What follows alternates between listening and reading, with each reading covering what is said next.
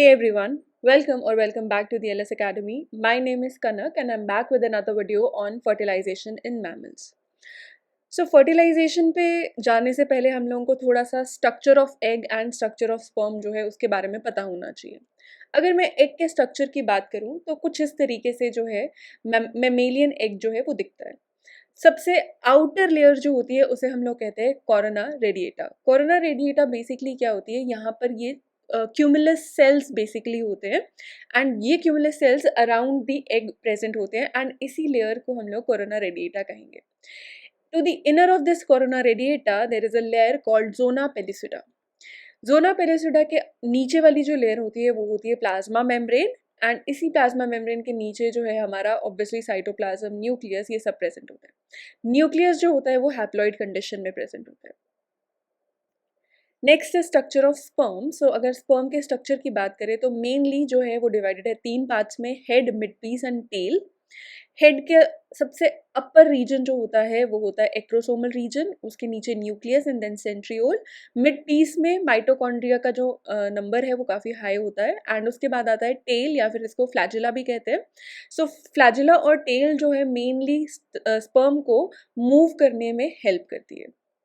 अगर अब हम लोग बात करें स्टेजेस, जो डिफरेंट स्टेजेस होंगे एक एनिमल या मेमेलियन डेवलपमेंट में, अगर हम स्टेजेस की बात करें सबसे पहले क्या होता है कि हमारे पास होगा एक स्पर्म, ठीक है, जो कि एग के पास पहुंचेगा। एग के पास पहुंचने के बाद ये इसे फ्यूज करेगा जिसे हम फर्टिलाइजेशन कहते हैं, right. Fusion of egg with sperm is called as fertilisation and इस फ्यूजन के बाद फॉर्मेशन होता है जाइगोट का। जाइगोट के बाद इसमें क्लीवेज प्रोसेस जो है वो स्टार्ट हो जाएगा एंड क्लीवेज या फिर हम लोग कह सकते हैं माइटोटिक डिविजन्स जो है वो स्टार्ट हो जाएंगे। तो सबसे पहले क्या होगा, 2 सेल्स का फॉर्मेशन होगा, ठीक है, जिसे हम 2 सेल स्टेज कहेंगे। उसके बाद आएगा हमारा 4 सेल स्टेज, ठीक है, एंड इसमें ये जो हमारे ये एक एक हमारे जो सेल्स बन रही हैं इनको हम कहते हैं ब्लास्टोमियर्स।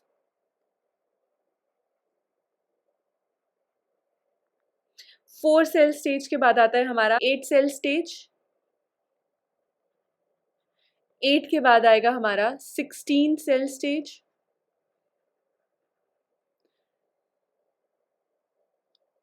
16 सेल स्टेज को बेसिकली हम लोग कह सकते हैं मोरुला। उसके बाद आता है हमारा मोरुला के बाद हमारा बनता है ब्लास्टोसिस्ट।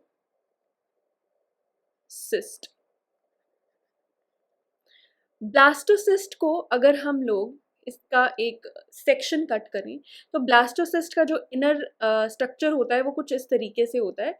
यहाँ पे आउटर एक सेल्स की एक मेम्ब्रेन सॉर्ट ऑफ बन गया होता है, ठीक है, एंड एक जगह पे कुछ सेल्स जो हैं वो इकट्ठे होकर एक मास स्ट्रक्चर जो है, सेल मास स्ट्रक्चर जो है वो फॉर्म कर देते हैं। इस सेल मास स्ट्रक्चर को कहा जाता है इनर सेल मास एंड ये जो बाहर की सेल की लेयर बन जाती है इसे कहा जाता है ट्रोफोब्लास्ट। एंड ये जो बीच में कैविटी होती है इसे हम कहते हैं ब्लास्टोसील। उसके बाद जब हमारा ये ब्लास्टोसिस्ट बनता है, ब्लास्टोसिस्ट के बाद यहाँ पे स्टार्ट होता है गैस्ट्रुलेशन का प्रोसेस। गैस्ट्रुलेशन में फोल्डिंग्स होना स्टार्ट हो जाती है एंड इन फोल्डिंग्स की वजह से हमारे 3 जर्माइनल लेयर्स बनती हैं एंड गैस्ट्रुलेशन के बाद हमारी प्रॉपर जो है मॉर्फोजेनेसिस या ऑर्गेनोजेनेसिस, मतलब हमारा जो प्रॉपर स्ट्रक्चर जो है वो बनना स्टार्ट हो जाता है। तो अब हम लोग अगर बात करें फर्टिलाइजेशन की, इस प्रोसेस से पहले भी कुछ जो है स्टेप्स या कुछ प्रोसेसेस जो है वो देखे जाते हैं और वो प्रोसेसेस क्या है कि स्पर्म्स जो हैं वो एग के पास तक कैसे पहुंचेंगे, एग अगर रिलीज हुआ है फ्रॉम दी ओवरी तो वो अपनी proper position that is oviduct तक कैसे पहुंचेगा, उसके बाद क्या क्या चेंजेस होंगे स्पर्म में एंड किन कंडीशंस में फर्टिलाइजेशन होगी, ये सब प्रोसेसेस जो है फर्टिलाइजेशन से पहले जो है वो कंडक्ट होते हैं। तो सबसे पहले हम लोग बात करते हैं ट्रांसलोकेशन ऑफ एन एग। एक एग जो है जब ओवरी से रिलीज होता है तो उसे एंटर करना होता है फेलोपियन ट्यूब में या ओविडक्ट में। उसको एंटर करने में हेल्प कौन करता है, उसके अराउंड कुछ सेल्स प्रेजेंट होते हैं जिनको हम क्यूमुलस सेल्स कहते हैं, और उन लेयर को हम उस लेयर को कोरोना रेडिएटा कहते हैं। सो बेसिकली क्या होता है, ये जो सेल्स होते हैं इनके थ्रू जो फेलोपियन ट्यूब होते हैं, उनके जो फिम्ब्रे होते हैं वो एग को पिकअप करते हैं, ठीक है, एंड उसके थ्रू वो एंटर करता है ओविडक्ट में। So a mammalian oocyte just released from the ovary is surrounded by a matrix containing cumulus cells.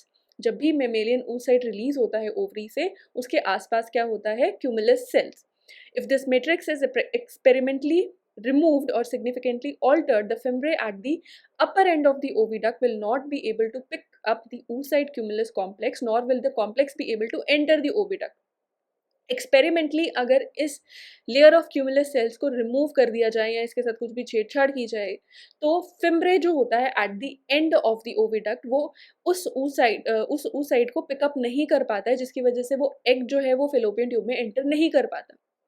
Once the oocyte cumulus complex is picked up, a combination of ciliary beating and muscle contractions transport it to the appropriate position for its fertilization in the oviduct.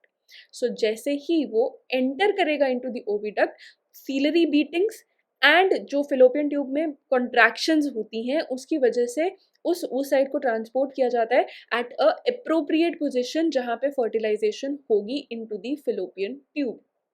Next is translocation of the sperm. Sperm जो है वो female reproductive tract में enter कर जाता है through vagina and उसे पहुंचना होता है इनटू दी ओविडक्ट जहां पर हमारा एग जो है वो प्रेजेंट है, वहां जाके उसे फ्यूज करके फर्टिलाइजेशन करना है। अब उसे वहां तक पहुंचाया कैसे जाता है, सबसे पहले तो उसकी खुद की मोटिलिटी होती है। तो फर्स्ट पॉइंट है स्पर्म मोटिलिटी, दैट मीन्स उसकी खुद की फ्लैजुला का एक्शन, जो उसकी टेल है वो उसको हेल्प करती है मूव करने में। So sperm motility is probably important in getting sperm through the cervical mucus into the uterus. So sperm की अपनी motility जो होती है through उसकी tail वो important है, जिससे sperm जो है वो cervical mucus से uterus के अंदर enter करता है। अब खुद तो वो चल रहा है, साथ ही साथ जो फीमेल रिप्रोडक्टिव ट्रैक्ट है वो भी उसकी हेल्प करता है। किस तरीके से, uterine muscle contractions, sperm are transported to the oviduct by muscular activity of the uterus. So uterus की जो muscles हैं वो भी contractions show करते हैं, जिसकी वजह से sperm जो है उसकी translocation होती है towards the oviduct. Within 30 minutes of sperm deposition in vagina, the sperms are found in the oviduct in case of humans, mice, hamsters, guinea pigs and cow. इन सभी के केस में humans, mice, hamsters, guinea pigs and cows, इन सभी के case में क्या होता है, within 30 minutes जब स्पर्म को डिपॉजिट किया जाता है इनटू दी वेजाइना, जो स्पर्म्स है विदिन 30 मिनट्स वो ओविडक्ट तक पहुंच जाते हैं। सो खुद की मोटिलिटी भी होती है, बट जो हमारी फीमेल रिप्रोडक्टिव ट्रैक्ट है उस वो भी हेल्प करता है स्पर्म को ट्रांसलोकेट करने में। Third is sperm rheotaxis. Sperm also receive long distance directional cues from the flow of liquid from the oviduct to the uterus. अब ओविडक्ट से कुछ ऐसे लिक्विड जो है वो रिलीज होते हैं जो कि स्पर्म को एक तरीके का क्यू देते हैं, इशारा देते हैं कि एग जो है वो कहाँ पर लोकेटेड है। सो स्पर्म जो है उन्हें डिटेक्ट करता है एंड उस फ्लो ऑफ लिक्विड के अगेंस्ट मूव करके वो ओविडक्ट तक पहुंचता है। So sperm display rheotaxis, that is they migrate against the direction of the flow using Caspar calcium channels to sense the calcium influx and monitor the direction of the current. So sperms के ऊपर Caspar calcium channels present होते हैं जो कि sense करते हैं calcium के influx को। इस कैल्शियम के इनफ्लक्स की वजह से जो फ्लो हो रहा होता है ओविडक्ट में से उसे डिटेक्ट किया जाता है एंड उसका पता चलता है कि किस साइड से वो लिक्विड का फ्लो हो रहा है एंड उस तरफ स्पर्म जो है वो मूव करेगा। Such sperm rheotaxis have been observed in case of mice and humans. ये माइस एंड ह्यूमंस के केस में देखा जाता है। अब जैसे ही स्पर्म जो है वो ट्रांसलोकेट हो रहा होता है टुवर्ड्स द ओविडक्ट, उस स्पर्म में कुछ चेंजेस लाने बहुत ज़रूरी है।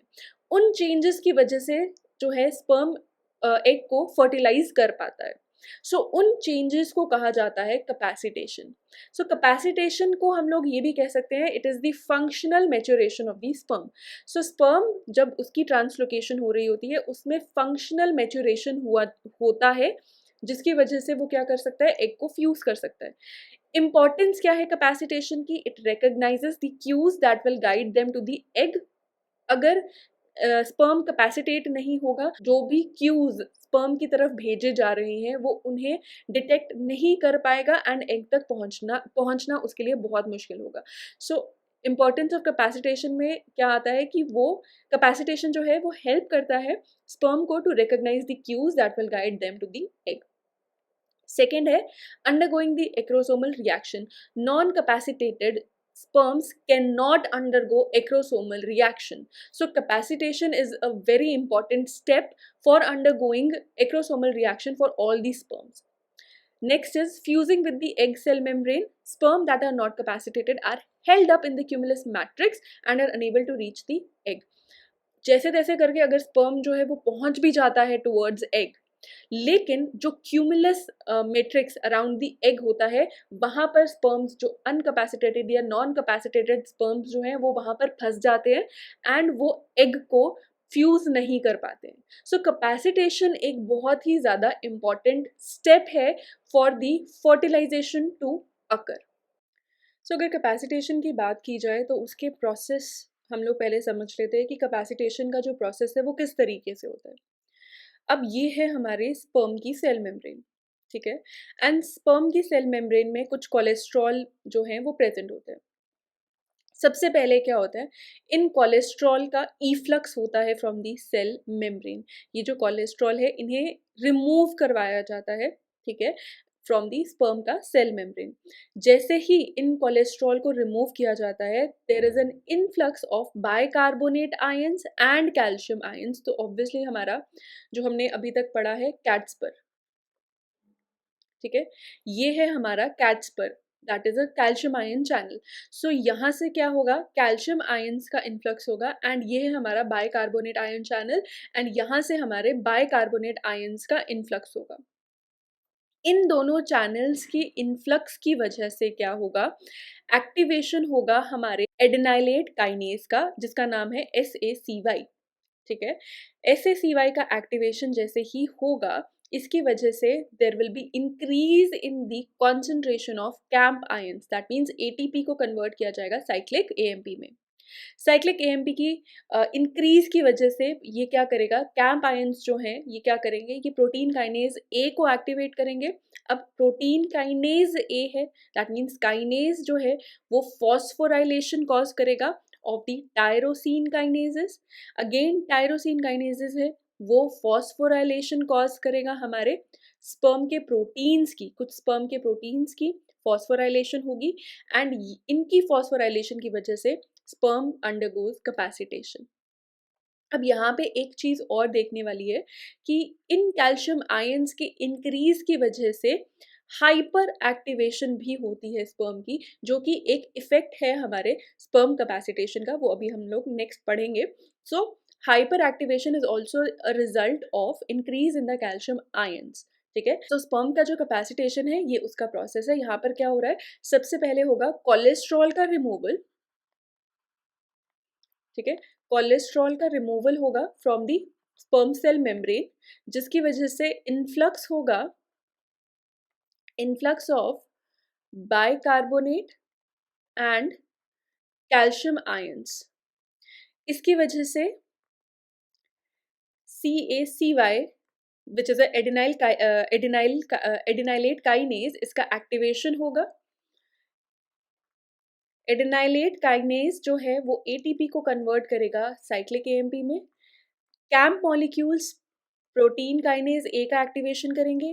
प्रोटीन काइनेज A जो है वो फॉस्फोराइलेट करेंगे टायरोसिन काइनेज को। टायरोसिन काइनेज फॉस्फोराइलेट करेंगे स्पर्म के प्रोटीन्स को एंड इसकी वजह से स्पर्म का कैपेसिटेशन होगा। So this is the process of sperm capacitation. Now next अब हम लोग देखेंगे कि आफ्टर स्पर्म कैपेसिटेशन इसका इफेक्ट जो है वो क्या क्या होगा, जो कि मैंने पहले एक आपको पॉइंट बता दिया है, हाइपर एक्टिवेशन। सो अगर हम लोग बात करें कि अगर एक स्पर्म जो है उसने कैपेसिटेशन शो की है तो उसमें क्या क्या चेंजेस आएंगे जिसकी वजह से अब वो एलिजिबल है कि वो एग को जाके फ्यूज कर सकता है। सो सबसे पहला पॉइंट आता है hyper activation. Sperms swim at higher velocities and generate greater force. Hyperactivation appears to be mediated by opening of the sperm-specific calcium channels, the Caspar proteins in the sperm tail. So, hyperactivation से क्या होता है? जो sperms हैं वो तेजी से move कर पाते हैं into the female reproductive tract. Hyper activation achieve किस तरीके से होता है? जो कैस्पर प्रोटीन्स हैं स्पर्म के टेल में जो प्रेजेंट होते हैं उनकी ओपनिंग होती है, जिसकी वजह से कैल्शियम आयंस का इन्फ्लक्स होता है, जिसकी वजह से हाइपर एक्टिवेशन जो है स्पर्म अचीव कर पाता है। The symmetrical beating of the flagellum is changed into a rapid asynchronous beating with a higher degree of bending. So without capacitation जो स्पर्म होता है वो उसकी जो फ्लैजेला की बीटिंग होती है वो सिमेट्रिकल बीटिंग होती है, जिसकी वजह से वो एक नॉर्मल स्पीड में मूव करता है। लेकिन जैसे ही हाइपर एक्टिवेशन अचीव करता है एक स्पर्म, वो जो बीटिंग सिमेट्रिकल बीटिंग थी वो एक असिंक्रोनस बीटिंग जो है उसमें कन्वर्ट हो जाती है। मतलब वो बीटिंग जो है वो बहुत एसिंक्रोनस होती है एंड वो तेजी से जो स्पर्म है वो तेजी से मूव कर पाता है into the female reproductive tract. The hyperactivated sperms are seen to detach and continue their journey to the egg.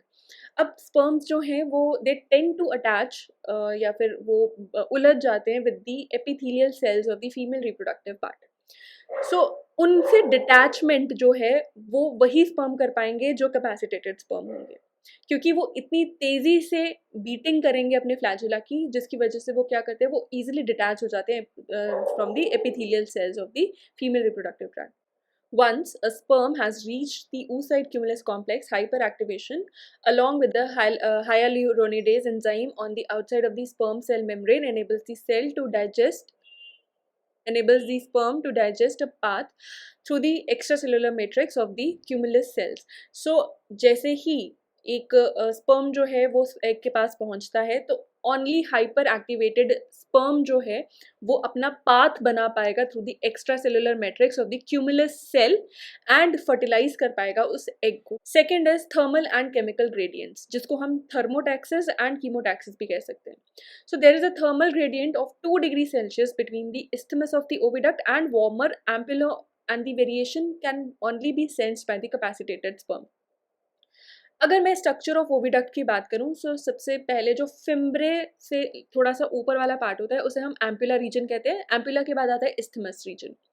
सो जो एग होता है वो एम्पुला रीजन में प्रेजेंट होता है एंड स्पर्म को एम्पुला रीजन में एंटर करना होता है एंड वहीं पे फर्टिलाइजेशन होती है। Ampulla region and isthmus region, वहाँ पर 2 डिग्री सेल्सियस का डिफरेंस होता है टेम्परेचर में। एम्पुला रीजन जो होता है वो 2 डिग्रीज वार्मर होता है as compared to the isthmus. So ये जो होता है ये थर्मोटैक्सिस इसे कहा जाता है, कि ये जो डिफरेंस है, जो टेम्परेचर डिफरेंस है, ये कैपेसिटेटेड स्पर्म ही इस डिफरेंस को, थर्मल डिफरेंस को सेंस कर पाता है एंड एग को जाके फ्यूज कर पाता है। The capacitated sperm are also able to detect and respond to the picomolar amounts of the hormone progesterone, which is secreted by the cumulus cells surrounding the egg. इसे हम कहते हैं chemotaxis. अब एग के around जो cumulus cells होते हैं they are responsible for the production of an hormone called progesterone. ये प्रोजेस्ट्रॉन जो है एज अ केमिकल एक्ट करता है जो कि स्पर्म को अपनी तरफ अट्रैक्ट करेगा, वो उसको रास्ता बताता है कि एग जो है वो कहाँ पर प्रेजेंट है। सो ये एक तरह का कीमोटैक्सिस है। कैपेसिटेटेड स्पर्म ही इस कीमोटैक्सिस को रिस्पॉन्ड कर पाएगा। सिर्फ यही कैपेसिटेटेड स्पर्म जो है वो सेंस कर पाएगा इस प्रोजेस्ट्रॉन को एंड सही रास्ते पे जाके, सही डायरेक्शन पे जाके एग को फर्टिलाइज कर पाएगा। Last is acrosomal reaction. As they enter the ampulla of the oviduct, the capacitated sperm undergo the acrosome reaction. जैसे ही ampulla region में capacitated sperm पहुंचेगा वो acrosomal reaction undergo करेगा। Evidence from several species of mammals indicate that successful sperm, that is, those that actually fertilize an egg, have usually undergone acrosomal reaction by the term they are seen in the cumulus. So cumulus पहुंचने से पहले, ठीक है, corona radiata तक पहुंचने से पहले एक सक्सेसफुल स्पर्म वही है जो कि अपना एक्रोसोमल रिएक्शन जो है वो पहले ही कर चुका होगा, ठीक है. It is thought that as the sperm draw closer to the egg, the higher levels of progesterone induce the acrosomal reaction. अब एक्रोसोमल रिएक्शन पहले ही क्यों हो जाएगी? क्योंकि जो हम लोगों ने कीमोटैक्सिस अभी पिछली स्लाइड में पढ़ा था, कीमोटैक्सिस मतलब जो प्रोजेस्टेरॉन एग रिलीज कर रहा है एंड वो प्रोजेस्टेरॉन जो है वो डिटेक्ट हो रहा है बाय द कैपेसिटेटेड स्पर्म. जैसे जैसे एग के पास पहुंचने लगेगा कैपेसिटेटेड स्पर्म, प्रोजेस्टेरॉन का लेवल जो है वो हाई हो जाता है. इस हाई लेवल ऑफ प्रोजेस्टेरॉन की वजह से एक्रोसोमल रिएक्शन जो है वो पहले ही हो जाएगी. While the mechanism activated by the progesterone is not known, the progesterone might trigger the release of proteinase Ka from the sperm cell membrane, thereby allowing it to activate the sperm specific cation channel. Proper mechanism जो है वो अभी तक पता नहीं है, लेकिन ऐसा कहा जाता है कि जो प्रोजेस्ट्रॉन है वो PKA, that is protein kinase A, को ट्रिगर कर देता है. एंड जिसकी वजह से क्या होता है कि जो स्पर्म है वो अपने स्पेसिफिक कैटाइन चैनल्स को एक्टिवेट कर देते हैं, जिसकी वजह से एक्रोसोमल रिएक्शन जो है वो हो जाएगी. These Caspar channels would facilitate the transfer of calcium ions into the sperm where they would cause exocytosis of the acrosome. यहाँ पे जो कैस्पर चैनल्स हैं उनका भी देखा जाता है कि यहाँ पे जैसे ही इन्फ्लक्स होगा कैल्शियम आयंस का, इस इन्फ्लक्स की वजह से भी एक्सोसाइटोसिस ऑफ द एक्रोसोम जो है वो देखी जा सकती है. सो कोरोना रेडिएटा के पास पहुंचने से पहले ही एक्रोसोमल रिएक्शन हो जाती है, जिसकी वजह से ईजिली स्पर्म जो है वो अपना रास्ता बनाता हुआ एंटर करता है through the corona radiata, through the zona pellucida towards the plasma membrane of the egg. So that's it for today's video. I hope ये वीडियो जो है आप लोगों के लिए हेल्पफुल रहेगी एंड आप लोगों को ये जो टॉपिक है वो समझ में आया होगा. अगर कोई डाउट होता है, कोई क्वेश्चन होता है, आप लोग कमेंट बॉक्स में उसे लिख सकते हैं and I will try to answer it. Till then, do not forget to like and share the video and do subscribe to the channel. I'll see you in the next video. Till then, take care and happy learning.